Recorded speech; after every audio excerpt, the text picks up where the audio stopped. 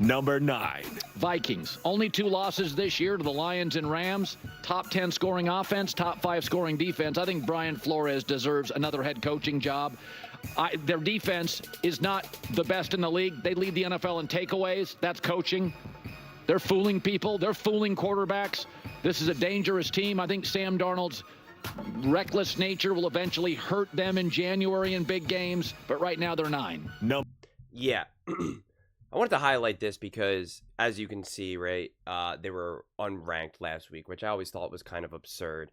And now they beat the Tennessee Titans, and now they're back to being top 9, right, top 10, whatever.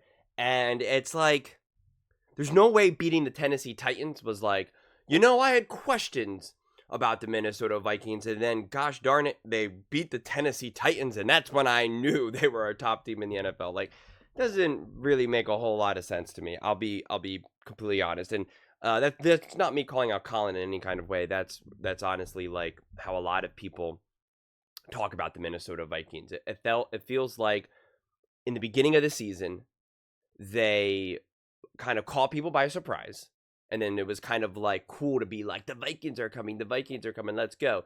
But then it also became cool to be like, I don't trust Sam Darnold, I don't trust Darnold, he's a pumpkin. All of this, and then they lose a couple really, really tough games.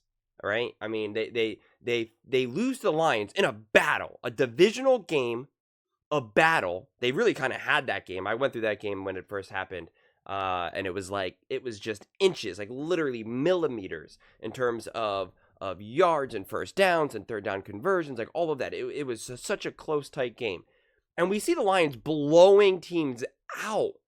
Right, dominating teams. And so losing to the Lions is hardly like, see, I told you they're not that good. It's like, no, the Lions are a really great team as well. And sorry, Minnesota Vikings fans probably don't want to necessarily hear that, but it's true. They're obviously a great team. But the Minnesota Vikings hung with them the entire way. It was never like, oh yeah, the Vikings are just outmatched, man. They have no chance. They weren't even full strength at that point, I don't even think.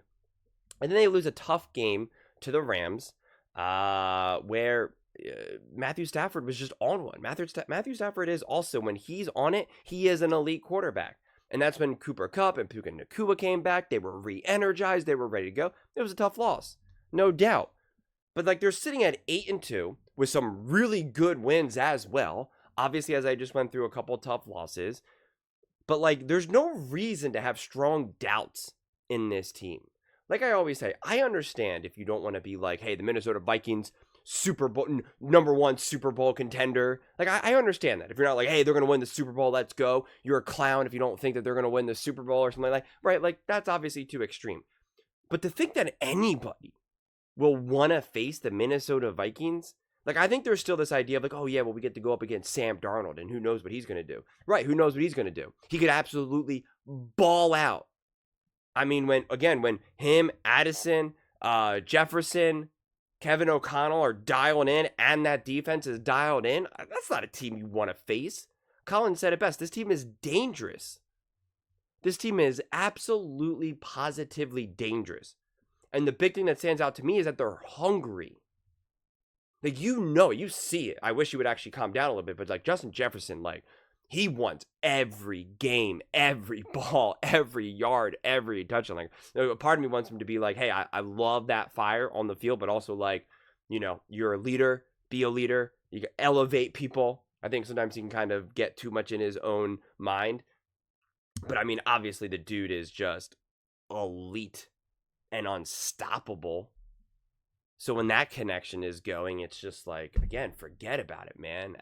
Seriously, forget about it. So it was always kind of wild to me that people fell out of love with the Minnesota Vikings, that they were just kind of like, this isn't even a top 10 team. And it's like, what are we talking about? Of course they're a top 10 team. Of course they are. Do they have a smaller margin of error to a degree? Sure. That I can totally get behind. I think they have a smaller margin of error to work with. If they do get like a couple turnovers, like it'll be a little bit harder for them maybe to claw themselves out compared to maybe like a couple of these other teams that are like at the top 2, 3 or whatever. But the Minnesota Vikings are legitimate. I think I don't know where I'd really honestly put them in terms of top 10, like where exactly. At this point in the season, I'm really just looking at teams in terms of like who's a top contender versus who's not. And I look at the Minnesota Vikings and say, yeah, they're a top contender, right? Like they are a top team in the NFL. And I try to think like, who are the top teams right now in the NFL, right? We got the Lions, we got the Eagles, we got the Bills, the Chiefs, we got the Steelers, trying to think of a handful of other teams. And when you have those teams, it's like, okay, can the Minnesota Vikings beat those teams? If they were going head to head, would the Minnesota Vikings win this, win the game? And the way how I also look at it is like, if I can't decide, if I'm not confident, if I'm not like, oh, yeah, man, the Kansas City Chiefs will obviously beat the Minnesota Vikings, right? If I can't say that, well, then it's like, well, then they're there. They're on that team. They're right there. They're literally right there. The question is, can they string together? If they, I think if they will make it to the playoffs. I mean, it would be quite shocking if they didn't. Can they string together multiple wins in a row to like obviously get to the NFC Championship game, Super Bowl, etc.? Like that becomes more the question. Can they be disciplined and organized and execute enough to be able to be there when it matters most? And I think they can. I think those guys, I think this team would be ready for that moment, honestly. I really do. It wouldn't shock me if the Minnesota Vikings beat the Eagles. If they face the Chiefs. I'm not scared of the Chiefs, honestly. The Bills, that defense, the Minnesota Vikings, I'd love to see what they have dialed up for Josh Allen. The Ravens, are the Ravens scaring anyone at this point right now?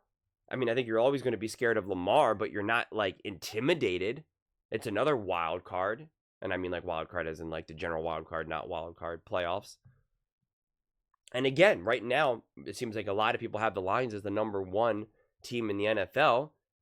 And the Minnesota Vikings were right there.